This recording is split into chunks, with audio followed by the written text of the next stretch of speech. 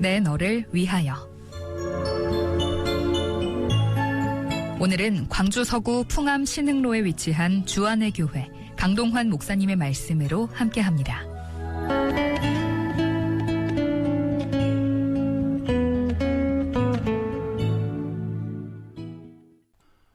방송가족 여러분 반갑습니다. 생명줄 복음 전도자 훈련원장 강동환 목사입니다. 금년에는 눈이 많이 내려서 화이트 크리스마스를 맞이하였습니다. 오 헨리의 단편 소설 중에 크리스마스 선물이라는 이야기가 있습니다. 미국에서 매우 가난하게 살아가던 부부가 있었습니다. 아내는 남편에게 크리스마스 선물을 하고 싶지만 선물을 살 돈이 없어 자신의 긴 머리카락을 잘라 팔기로 하지요. 그 돈으로 남편이 보물처럼 여기는 금시계에 맞는 시계줄을 삽니다. 크리스마스 날 남편에게 시계줄을 선물로 건넸지만 남편은 아내의 짧은 머리카락을 보며 탄식합니다. 남편은 금시계를 팔아 아내의 긴 머리를 장식할 머리핀을 샀기 때문이지요. 이 이야기를 들을 때 우리의 마음이 뭉클해지는 것은 무엇 때문일까요? 서로가 준비했던 그 선물 속에 담긴 사랑, 자신의 것을 아끼지 않고 다 주고 싶은 마음과 상대방을 더 소중하게 여기고 사랑하는 애틋한 마음이 느껴지기 때문이 아닐런지요. 우리가 잘 알듯이 크리스마스는 예수님이 세상에 탄생하신 날입니다. 성경이 증거하는 성탄은 하나님의 아들이 하나님의 보내심을 받아 세상에 사람의 몸을 입고 오신 성육신의 날입니다. 예수님은 베들레헴의 어느 여관, 초라한 마국간의 구유 안에 강보에 쌓여 누워있는 아기의 모습으로 세상에 오셨습니다. 여러분, 구유에 누인 아기처럼 약한 존재가 또 어디에 있을까요? 어머니가 돌보아주지 않으면 하루도 살 수 없는 가장 약한 아기의 모습으로 하나님의 아들이 세상에 오신 이유는 무엇일까요? 구유는 가축에게 먹을 것을 줄 때 사용하는 먹이통입니다. 사람으로 말하면 밥그릇이지요. 왜 하나님은 아기 예수를 밥그릇에 담아 놓았을까요? 사람들에게 예수님은 밥그릇에 담겨 있는 밥과 같으니 누구든지 먹으라는 뜻이 아니면 무엇이겠습니까? 요한복음 6장에서 예수님은 자신을 가리켜 나는 하늘에서 내려온 사한 떡이니 누구든지 이 떡을 먹으면 영원히 살 것이다 라고 말씀하셨습니다. 내 살을 먹고 내 피를 마시는 자는 죽지 않고 영원히 산다 라고 말씀하실 때 유대인들은 생각하기를 어찌하여 저가 우리에게 자기 살을 먹고 피를 마시라고 하는가 라며 그 속뜻을 알지 못하고 오해하며 비난하였습니다. 오늘날에도 그렇게 예수님의 성탄의 진정한 의미를 알지 못하고 오해하는 사람들이 많습니다. 내 아버지께서 너희에게 하늘로부터 참떡을 주시나니 하나님의 떡은 하늘에서 내려 세상에 생명을 주는 것이니라. 내 살은 참된 양식이요 내 피는 참된 음료로다. 나는 생명의 떡이니 내게 오는 자는 결코 줄이지 아니할 터이요 나를 믿는 자는 영원히 목마르지 아니하리라. 여러분, 이 선언을 예수님이 아닌 그 어떤 사람이 할 수 있겠습니까? 오직 하나님의 보내심을 받고 생명의 떡으로 하늘에서 오신 예수님만이 하실 수 있는 말씀입니다. 구유에 누인 아기 예수는 하나님께서 사람들에게 먹고 영원한 생명을 얻으라고 주신 생명의 떡이며 하나님의 가장 큰 선물입니다. 예수님은 하나님께서 사람들에게 주실 수 있는 가장 큰 선물입니다. 그런데 문제는 그 선물의 의미와 가치를 모르는 사람에게는 선물이 되지 못합니다.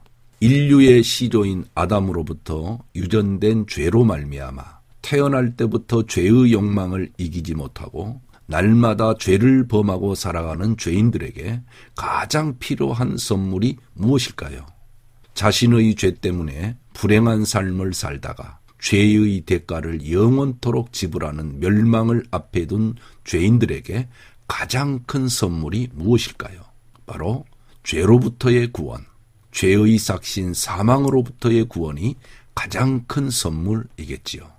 예수님의 이름, 즉 예수라는 이름이 가진 뜻을 알고 계십니까? 마태복음 1장 21절에서 가브리엘 천사가 동정녀 마리아에게 수태고지를 할 때 준 이름이 예수라는 이름입니다. 아들을 낳으리니 이름을 예수라 하라. 이는 그가 자기 백성을 그들의 죄에서 구원할 자이심이라 하니라. 예수라는 이름의 뜻은 구원자입니다. 그러므로 예수님이 죄인의 구주가 되신다는 이 소식을 복음, 즉 기쁜 소식, 복된 소식이라고 합니다. 그런데 아직도 세상에는 복음을 모르고 살아가는 사람들이 너무도 많습니다. 또 복음을 듣고도 예수님을 구주로 믿지 않는 사람들도 많습니다.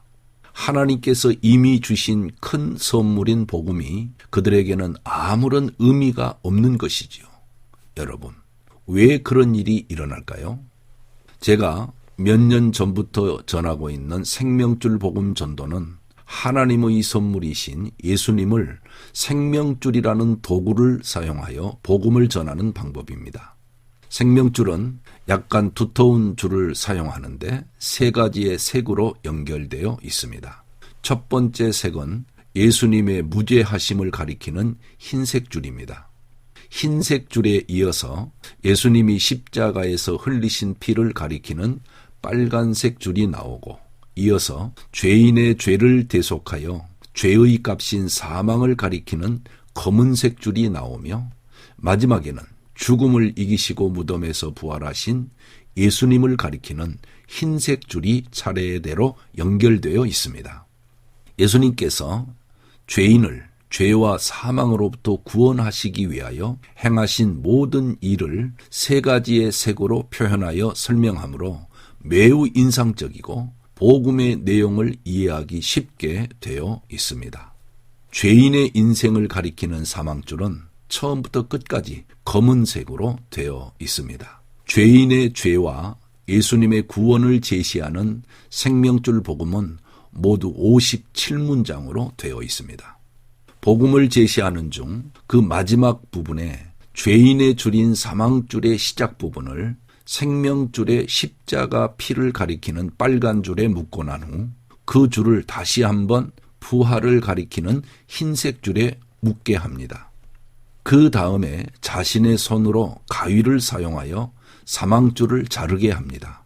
그렇게 묶었다가 자르는 뜻은 예수님의 피를 내 죄를 대속하시는 속죄의 피로 믿는다는 것과 부활하여 살아계신 예수님을 나의 주인과 하나님으로 내 마음 중심에 모셔드린다는 두 가지의 의미를 담고 있습니다. 지금까지 생명줄 복음 전도 훈련을 받고 생명줄 복음 전도자로 임명된 분들을 통하여 많은 분들이 복음을 들었습니다. 복음을 다 듣고 난 후에 예수님을 기쁨으로 영접하신 분들도 있고 그렇지 않은 분들도 있지만 이구동성으로 하는 말은 복음이 무엇을 뜻하는지 다 알아듣기 쉬웠다는 말이었습니다. 우리와 함께 살아가는 가족과 친척, 친구, 이웃 중에는 아직도 복음의 진정한 뜻이 무엇인지 모르고 하나님의 가장 큰 선물이 무엇인지 모른 채 살아가며 그 선물이 가져다주는 구원과 영생이 무엇인지 모르는 분들이 많습니다. 여러분, 그리스도인에게는 모든 사람들에게 복음을 전해주어야 할 사명과 책임이 있습니다. 하나님께서 그 선물을 사람들에게 나누어 주라고 그리스도인들에게 부탁하셨고 주님도 지상에서 가장 큰 명령으로 복음을 전하라고 하셨습니다. 생명줄 복음 전도는 하나님의 가장 큰 선물을 나누어 주는 새로운 전도이며 전하는 사람이나 듣는 사람이 쉽게 전하고 받을 수 있는 전도법입니다. 한 권사님은 방송을 듣고 생명줄 복음 전도 훈련에 참여하여 25일 만에 모든 과정을 마치고 러시아에 가서 통역과 함께 생명줄 복음을 전하셨고 러시아어로 생명줄 복음을 번역해 오셨습니다. 여러분도 복음 전도의 열정만 있다면 충분히 하실 수 있습니다.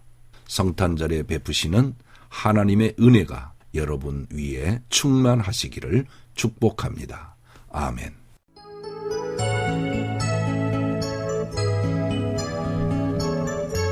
내 너를 위하여 지금까지 광주 서구 풍암신흥로에 위치한 주안의 교회 강동환 목사님의 말씀으로 함께 하셨습니다.